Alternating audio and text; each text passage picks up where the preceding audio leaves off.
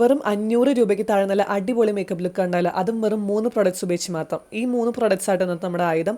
ആദ്യമേ നമ്മൾ യൂസ് ചെയ്യണ ഇൻസൈഡ് കോസ്മെറ്റിക്സിൻ്റെ കൺസീലർ പാലറ്റാണ്. ഇതിൽ ഒരുപാട് ഷെയ്ഡ് ഉണ്ട്. ഓരോ ഷെയ്ഡും ഓരോ യൂസിനാണ്. നമ്മളിപ്പോൾ യൂസ് ചെയ്യുന്ന ഇതിൽ ലൈറ്റ് ഷെയ്ഡാണ്. നിങ്ങളുടെ സ്കിൻ ടോൺ അനുസരിച്ച് നിങ്ങൾക്ക് മിക്സ് ആൻഡ് മാച്ച് ചെയ്ത് ഉപയോഗിക്കാം കേട്ടോ. ആദ്യമേ നമുക്കിത് കണ്ണിൻ്റെ അടിയിൽ ഡോട്ടായിട്ട് അപ്ലൈ ചെയ്ത് നമുക്ക് നമ്മുടെ കണ്ണിൻ്റെ അടിയിൽ കറുപ്പൊക്കെ അങ്ങോട്ട് വെളുപ്പിക്കാം. ഞാനിപ്പോൾ ഇത് ബ്ലെൻഡ് ചെയ്യാൻ ഒരു മേക്കപ്പ് സ്പഞ്ചാണ് ഉപയോഗിച്ചേക്കുന്നത്. നിങ്ങൾക്ക് കൈ ഉപയോഗിച്ചാണെങ്കിലും ബ്ലെൻഡ് ചെയ്യാം. ആകെ ശ്രദ്ധിക്കേണ്ട ഒരു കാര്യം, തൂത്ത് വാരി എടുക്കരുത്. ജസ്റ്റ് ഒന്ന് ഡാബ് ചെയ്താൽ മാത്രം മതി കേട്ടോ.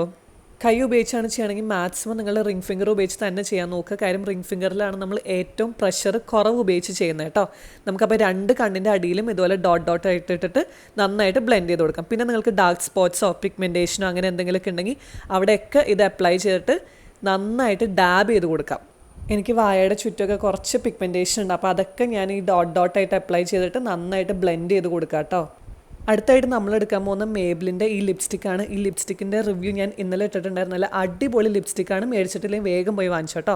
ഇതാണ് നമ്മുടെ ഇന്നത്തെ ലിപ്സ്റ്റിക്കും ഐ ഷാഡോയും ബ്ലഷും എല്ലാം. ആദ്യമേ തന്നെ ഞാനത് ലിപ്സ്റ്റിക്കായിട്ട് യൂസ് ചെയ്യാം കേട്ടോ. ഇനി നമുക്ക് നമ്മുടെ കവിളിലും കണ്ണിലൊക്കെ വാരിപ്പൊത്താം. ഞാൻ എൻ്റെ മൂക്കിൽ കുറച്ച് ഇടുന്നുണ്ട്. എനിക്ക് എൻ്റെ മൂക്കൊക്കെ ഇങ്ങനെ ചുവന്നിരിക്കുന്നത് ഭയങ്കര ഇഷ്ടമാണ് കേട്ടോ. അതുകൊണ്ട് മാത്രമാണ്, നിങ്ങൾക്ക് വേണമെങ്കിൽ ഇട്ടാൽ മതിയേ. മൂക്കിലിടുമ്പോൾ ഒരുപാട് ഇടരുത്, ജോക്കറിൻ്റെ പോലെ ഇരിക്കും. അതുകൊണ്ട് കുറച്ച് മാത്രം ഇടാം. അത് കഴിഞ്ഞ് നമുക്കിത് കവിളിലിടാം. കവിളിലാണെങ്കിലും കുറച്ചിട്ടാൽ മതി. അത്യാവശ്യം നല്ല പിഗ്മെൻറ്റഡ് ആട്ടോ. അപ്പോൾ വളരെ കുറച്ചൊരു കുഞ്ഞ് ഡോട്ട് ഇട്ടിട്ട് അത് നന്നായിട്ട് ബ്ലെൻഡ് ചെയ്തെടുത്താൽ മതി കേട്ടോ. അത് കഴിഞ്ഞ് നമുക്ക് നമ്മുടെ കണ്ണിൻ്റെ മുകളിൽ കൺപോളയിലും നമുക്ക് ഇതുപോലെ തന്നെ കുറച്ചെടുത്താൽ മതി. അത്യാവശ്യം നല്ല കളർ കിട്ടും കേട്ടോ. എന്നിട്ട് ഇത് കൈ വെച്ച് നന്നായിട്ട് ബ്ലെൻഡ് ചെയ്ത് കൊടുക്കുക. വേറെ മേക്കപ്പ് സ്പഞ്ചിൻ്റെ ഒന്നും ആവശ്യമില്ല കേട്ടോ, കൈ തന്നെ മതിയേ.